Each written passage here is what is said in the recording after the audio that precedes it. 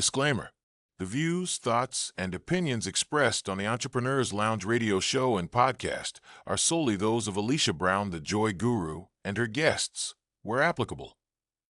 This content is intended for informational, educational, and inspirational purposes only and should not be considered medical, legal, therapeutic, or financial advice. Alesha Brown is not a licensed medical or mental health professional. Any experiences or insights shared are based on personal journeys or otherwise, are not meant to diagnose, treat, or substitute for professional care. Always consult your licensed professionals before making decisions related to your health, finances, or legal matters. By listening to this podcast episode, you agree not to hold Alesha Brown, her companies, or her affiliates liable for any outcomes related to this content. Guys, it's been a while, and I thought I should come in and provide an update. Um, I had a few people reach out to me because they were following the different things I was doing, but they're like, "We remember that video series you had where you were talking about pain management and your journey going through different things with mobility challenges and things like that." And it had been a long time since I updated you on that. And I just had my second treatment yesterday at pain management, following up on the first. So, yeah, it's time for us to catch up and chat. And thank you for those few people that asked. So, starters, let me just say this. I'm in Virginia, but it's not just based on what state you're in, even though that plays a part insurance wise. I've heard some other people that are in New York, so it must just be a current insurance practices for people that actually cover the genicular nerve block, which is why I had on my left knee. And I'm going to catch you up just in case this is the first time you're hearing the story. So, for my new viewers, hello. I am Alesha Brown, the Joy Guru, CEO of Fruition Publishing, Alesha Brown Productions, but I am a best-selling author.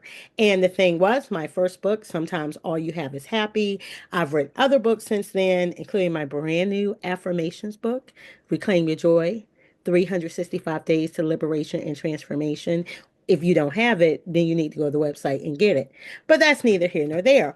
As a child abuse survivor, I have shared my story about different things of how you can get back in the driver's seat of your life. That was the main goal, which have led to a fabulous platform, including being a editor-in-chief of Publish Magazine, as well as having Alesha Brown Productions, and a full-service publishing company known as Fruition Publishing Concierge Services. So, this project, which is still on, we're just delaying it a little bit, is to start with just showing you the backstory of people with invisible diseases. Because a lot of the people that you see doing these awesome things and you're cheering them on, you don't have an idea of all the adversity and challenges that they truly have. And yes, a life has its challenges, unknowns, we pivot, and that's part of the process. But then there are some people that are battling with invisible disabilities, which holds its own space, has its own dynamics in addition to everyday and regular life challenges. So I am giving a spotlight to that. We'll tell you some of the ways we'll do that when the project's back on. But I started with myself and putting myself out there. And to my audience, I like to share with you guys anyway, and not everything is so good and perfect all the time, but sharing with you other details. So if you have not seen that series, I can go ahead and put some more links in this video. But I started by just showing my journey. And the thing was, there were a few people that were watching. I said, I had last year um, this this travel schedule. You saw me in New York one week. Next week I was in DC, and then the week after that I was in Tennessee. And all of the things were all business. I mean, I'm over here because of film. I'm over here because of publishing. I'm over here because of media and TV executives and producers. I'm doing the thing, but at the same time, I'm dealing with the invisible disability. And I have talked previously about having emergency spinal cervical fusion surgery in the height of the pandemic. Grateful for the journey I've made thus far, because if I had not been a person that has already lost over 250 pounds, then I would not have been able to get the MRI, which doctors use to say, we need to hurry up and do emergency surgery, because if we don't, you're going to be permanently paralyzed. So Yahoo, I'm not permanently paralyzed, but then we got to the point while I was doing that travel schedule. That's why I was starting the story, but I wanted to bring a refresh for people that have no idea what I was talking about and didn't see the series.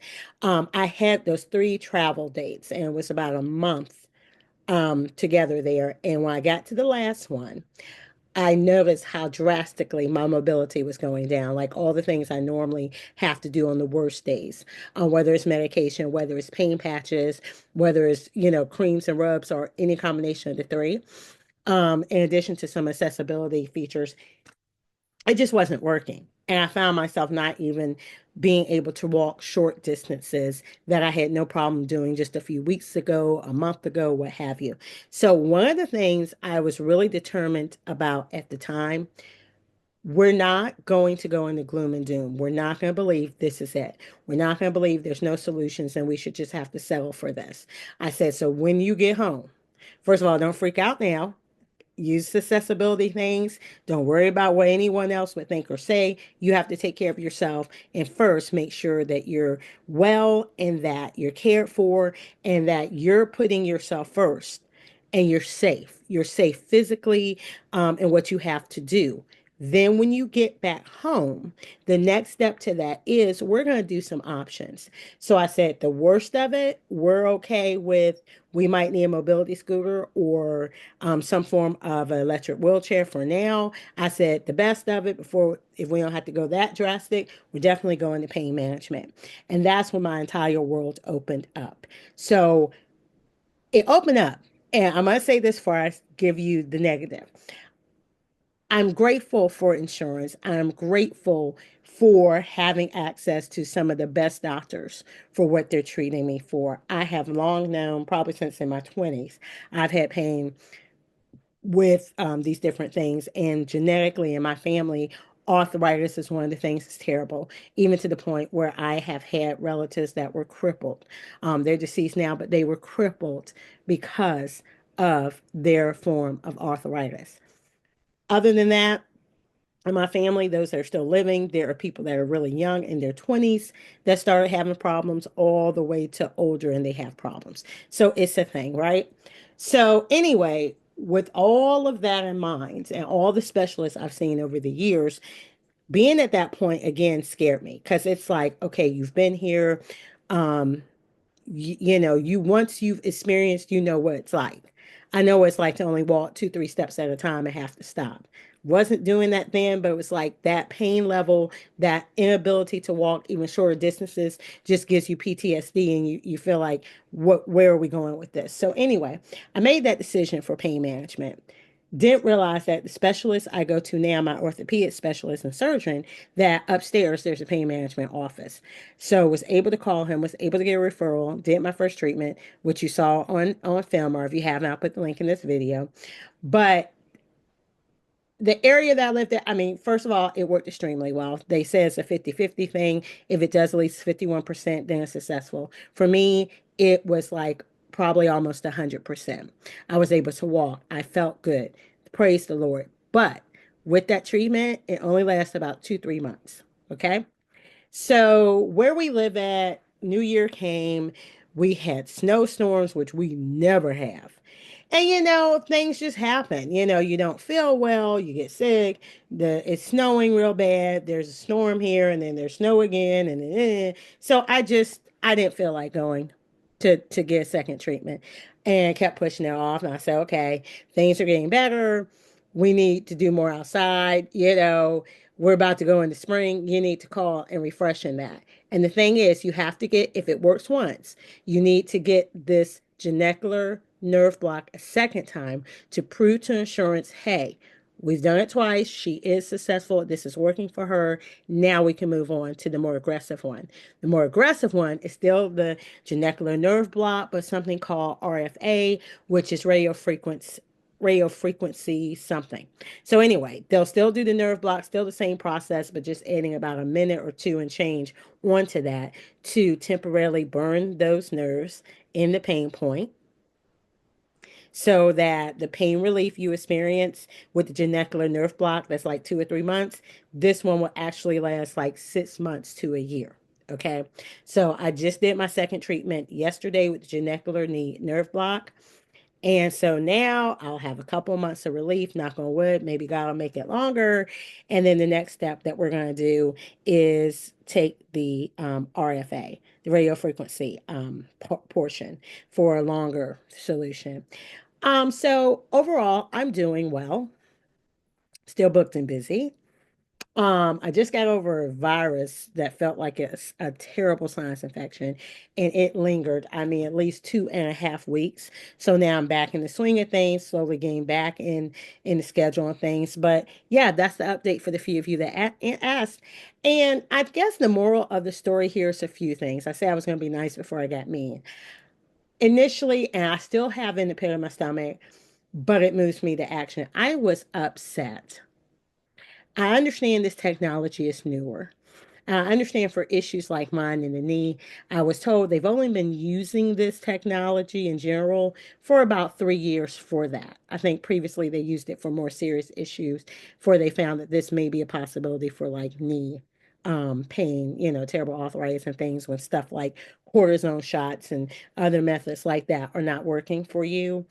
Um, but I was upset because I said, what if I didn't have the mindset and the wherewithal emotionally, mentally to say, I'm not going to give up on this and I'm going to pursue help and I'm going to, seek whatever resources there are. Because I can tell you, when you deal with an invisible disability that affects one of your major life functions, some of us, it's more than one function, and you may have other things you're dealing with. You're at a very not only vulnerable, but you're at a weak state. And a lot of times you're exhausted, you're tired, you're tired of fighting, you're tired of this being an issue, you're tired of seeing how it progresses.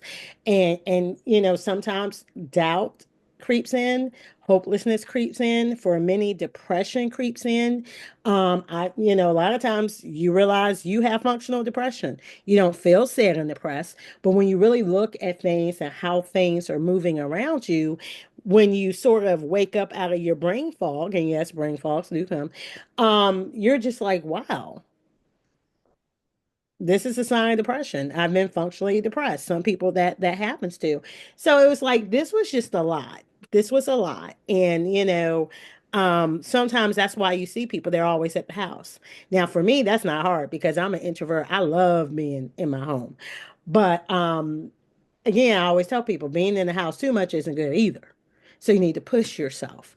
And when you physically have a reason where you don't feel like pushing yourself, it's a whole conundrum, and you see people that are wasting away. But I always remember what the physical therapist told me when I came from my spinal fusion surgery. He said, I don't care what they tell you on record. I don't care what surgeries they say you may need later. He said, the key to your feeling better and having any improvement is movement. He wasn't saying all the things they were saying was wrong and won't happen. He wasn't saying they will happen. But he was saying that regardless of which way it goes, you got to keep moving. And that can be very challenging when your body is racked with pain or when there's a part of your body that's essential to you walking or functioning that doesn't work, or it's temporarily inhibited, or it is a block for you. It is a hindrance. Okay. But that's why I was upset at first, because it's like if you understand that dynamic and how this really can change a person's life negatively and take them down, the fact that there is a lifeline possibly here for them and there's not more information about that. I was the one that sought help. My specialist, you're in the office, dude. He didn't tell me anything about pain management. And then I come to find out that, what some of my family said about pain management that used it, decades ago. You know what? They not even what you think, which is one of the reasons I wanted to be proactive and start the video series, because I wanted you to see that this is not about pill popping. As a matter of fact, they don't even want to give you medication of any kind. It's like the last resort because they want to seek out all the way they said it to me, your holistic health. So they want to look at the total big picture and pieces that they can help you with, not just give you a pill and that'll take a pain away because that's treating the symptoms. It's not treating the problem at all. And I loved it when I saw my pain management person because she was just straight and direct to the point. She wasn't cold, but she was straight and direct to the point. She said, anything we're doing, any of these alternatives is short lived. You have to have major surgery. And when we're talking about the same things doctors and specialists have told me for decades, excuse me, she's like, listen, you are too young. And we don't like to operate and do this procedure on young people. But the condition of your knee, we have to do a total replacement. And you're running out of time. We can't wait another, 10, 20 years for you. We can't. So anything we're doing now is a temporary fix. Long term, you're going to have the procedure. So I'm going to just update you on this portion. Then I'm close. We might have a discussion again. We really should before the project launches. Um, my thing was, okay, I understand the different things I need to do. And we were initially thinking about doing those things and having surgery at the beginning of this year. But then I thought about it, I said no. Because it's one thing in being in your best health or in a better position to actually have the procedure. What about being in the best shape and condition as far as being able to do the rigors of physical therapy? I mean, some procedures, it's like it's major surgery, but like my spinal fusion surgery, baby, that was a cakewalk. Now, true, I had one of the best surgeons, but at the same time, it was a cakewalk. I healed so much faster than they thought. I was able to cut physical therapy early, medication early. It was like I blew through it no problem. It was the best thing I ever did and eliminating all those pain issues and shoulders, upper back, and all of that. But knee replacement, I'm not even talking about people that have complications or whatever. You go to the best surgeon in the world, it's brutal. There's going to be a lot of pain, but more importantly, there's going to be a lot of work. And that is the general consensus. I've never met someone, most people I meet will tell you, I'm so glad I got it done.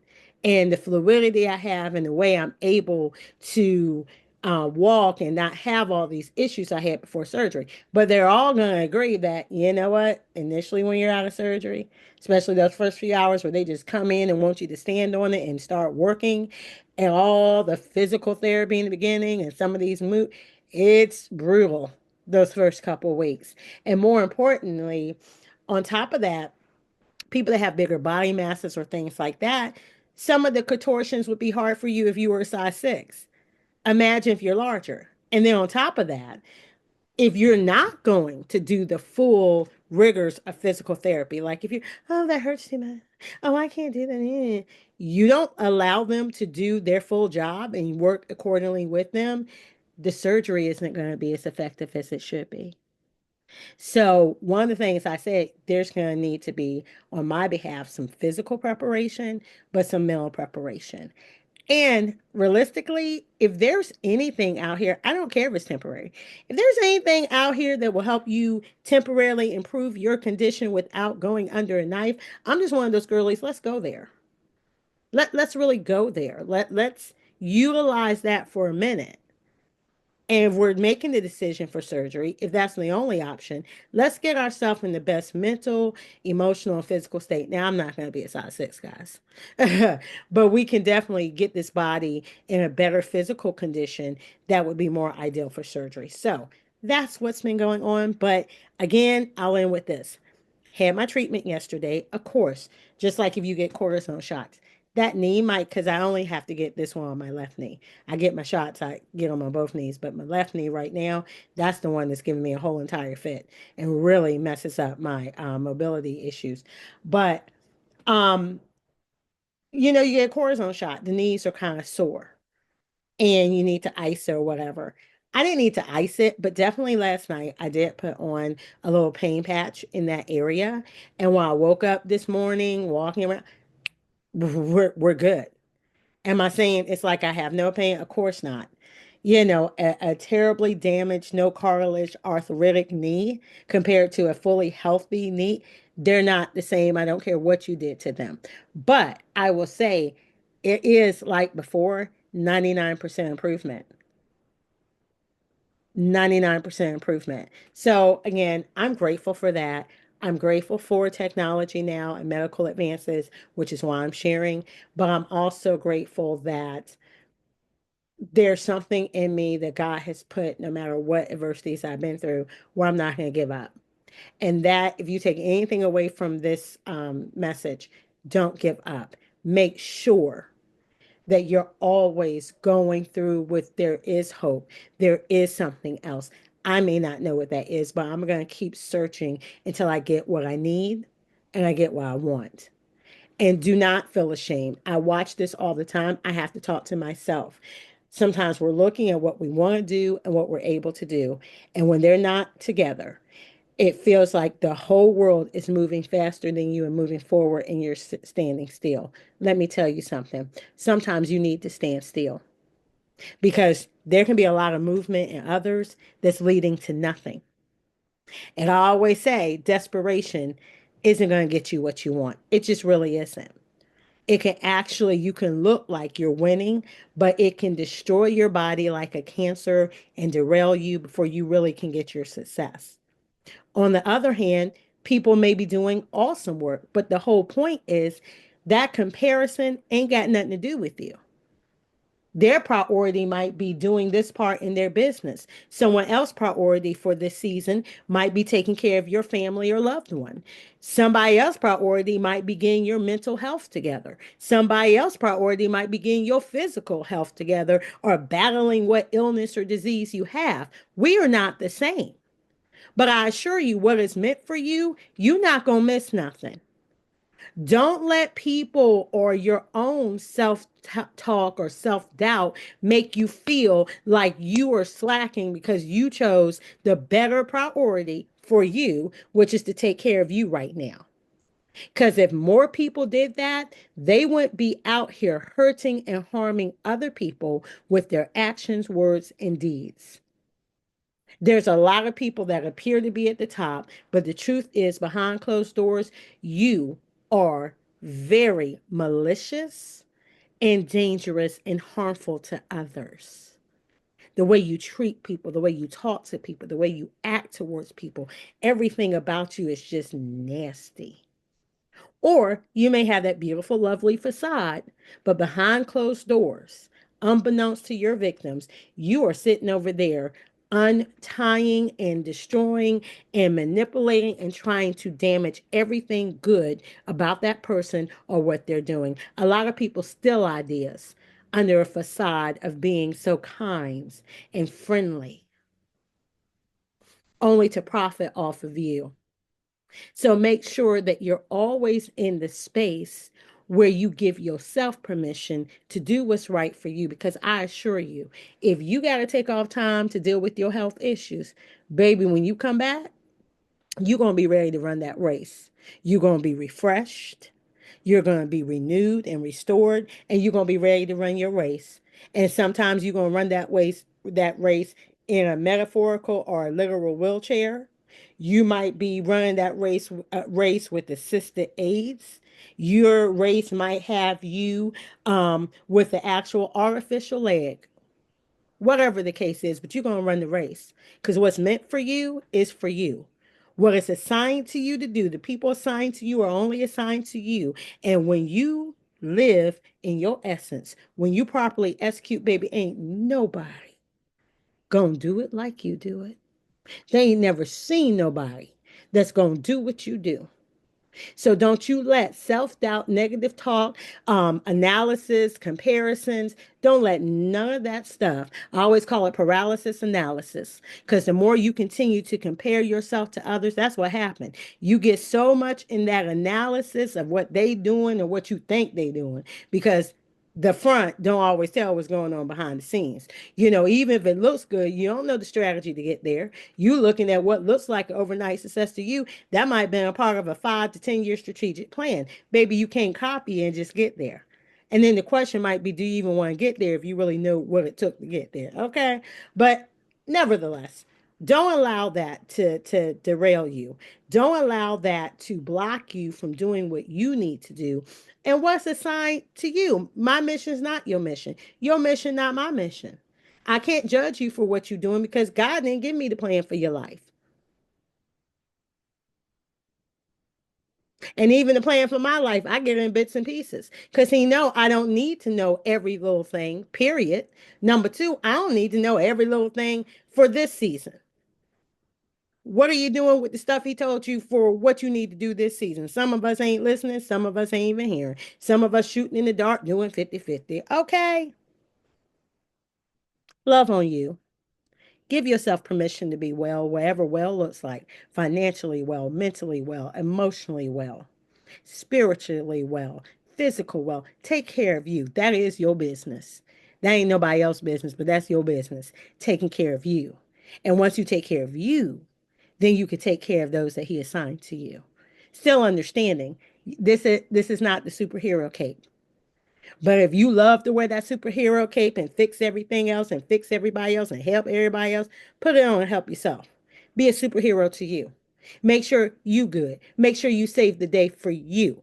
Make sure you on top of everything and come to the rescue for you. Because too many of people are waiting for somebody else to be their superhero, and baby, they not going to show up. Clark Kent ain't showing up. Mm-mm. Baby, you want Clark Kent, Superman, you want them to come on in the picture, baby, you're going to have to pay them. And even then, you're going to have to tell them what to do. That's how movie scripts work. There ain't no Clark Kent or no Superman in real life. You Superman, you Superwoman, you Clark Kent. Save yourself. Don't delegate that to somebody else. That's your job. Other stuff you can delegate to somebody else. Okay. Mind the business that pays you, which shall always be the business of self. All right. So that's my update. Sort along. Had to check in, had to give some motivation. And the thing is, in this climate right now, we all going through something. Okay. Nobody's got it perfect, no matter what it looks like. You just seeing the perfect highlight reel. So, baby, take care of you and yours. Make sure you good. Make sure you good first. Then you can go on, take on the world, and just understand that ain't your job neither. If they want a superhero, there's already God for that. You just do the part you supposed to do and let him do the other part. All right. So that's your girl, Alesha Brown, the Joy Guru. For more stuff, you can always go to joyguru.net. But yeah, for the few of you that asked, I'm fine. I'm well. I'm taking care of me. And the more I learn how to prioritize me, things popping off. Y'all be seeing, y'all that follow, y'all be seeing it. And that's the stuff I've just shared publicly. Imagine what stuff is going on behind the doors.